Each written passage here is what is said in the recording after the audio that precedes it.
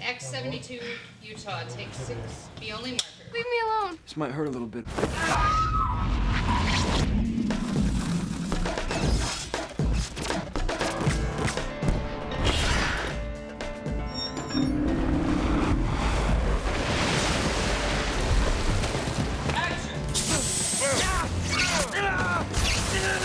Action! I did not want this to be called the visual effects movie. I didn't want to treat it like a visual effects movie. If I actually could have cast somebody who could teleport, I would have done that and not had any visual effects. But the next best thing was to try to figure out how to keep this grounded and how to shoot it as though I found somebody who could teleport. And so we're not showing off the jumps. We're, being very matter-of-fact about it.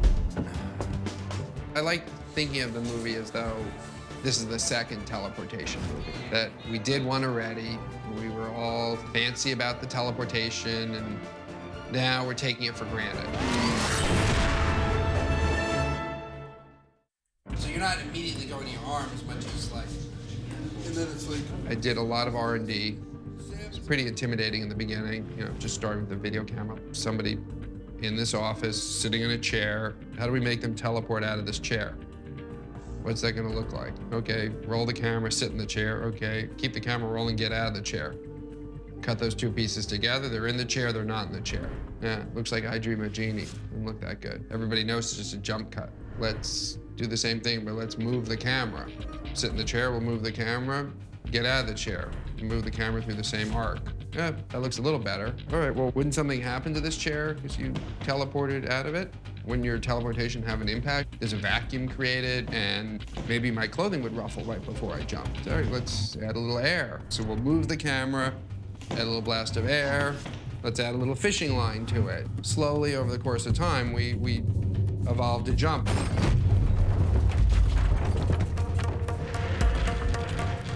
Just teleport.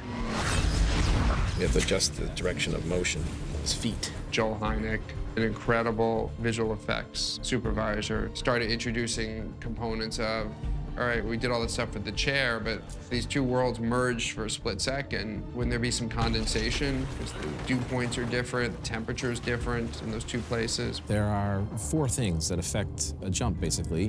One is the jumper's skill level. One is his intent. The other is his emotional state.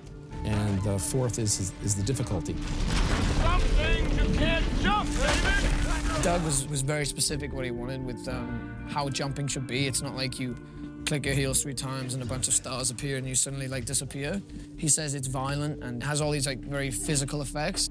What Doug has brought to that and what he's turned jumping into is something very real. There's almost 400 visual effect shots in this movie right now, and by the time we're done with it, I'm sure it'll be, many more than that. Doug's approach to how he was going to film the actual jump itself sometimes involved having multiple versions of the same character. So sometimes I'd go to set and there'd be 2 or 3 other people dressed exactly like me, which was a bit weird at first. Bring it down, Griffins. Yeah, boop, boop, boop, boop. Bring it down, Griffins. Boop, boop, boop, boop. And in some of the scenes, some of the characters jump 10 times, more than 10 times, 15 times. And every time a jump is made, of course, everything has to stop. Freeze. Go back right in front of her.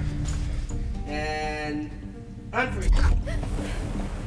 We have to do player shots. We have to do stuff with the green screen. With the whole jumping fight scenario, it all has to happen in the one shot. We're using 5 Griffins and maybe 3 Davids. They're all doing the same thing, but all in different places around the set. So when we see the final film, we can rub out 4 of them. You'd have to choreograph the fight, and I might be swinging at you from here, and midway through this swing, teleport to behind you. The real actor, and then 4 doubles, and you put the real actor in the position where you're most likely to see their face. But all 5 of them have to be moving in sync, and you use dance techniques of giving everybody a count.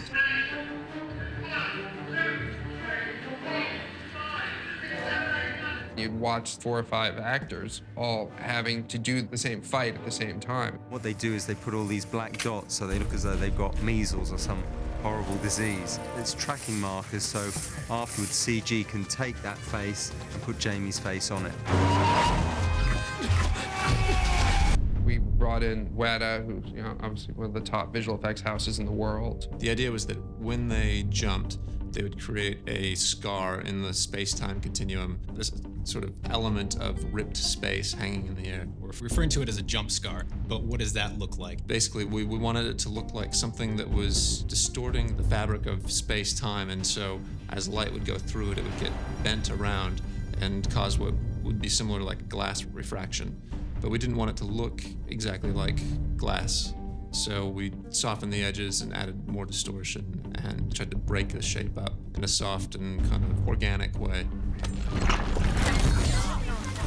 It's a messy two-frame dissolve. They collapse into the scar, essentially. A lot of times the simplest thing tends to be the way to go with some of the stuff.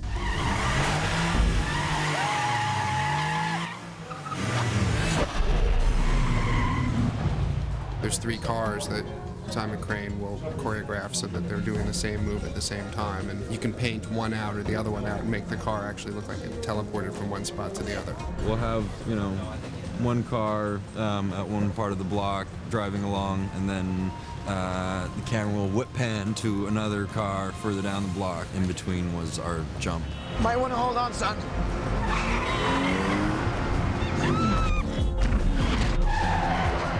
Doug actually asked us to have the car jump way up into the air, so close to the high-angle camera, and then back down.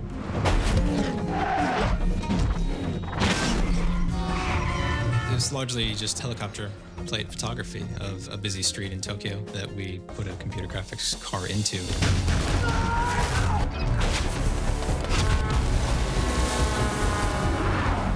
You kind of either do what we did with the Bourne movies, where you're not really an effects movie and you travel to all these places, or you become an effects movie, have a big visual effects budget, and you stay in one place and then pretend like you went to all those other places. And what I wanted to do with Jumper was merge those two things and be a visual effects movie that traveled. But it all was with an eye towards, how do we just make it look real and not at all like an effect? And can I possibly get through this whole movie without you ever feeling like you saw a visual effect? What happened to the war?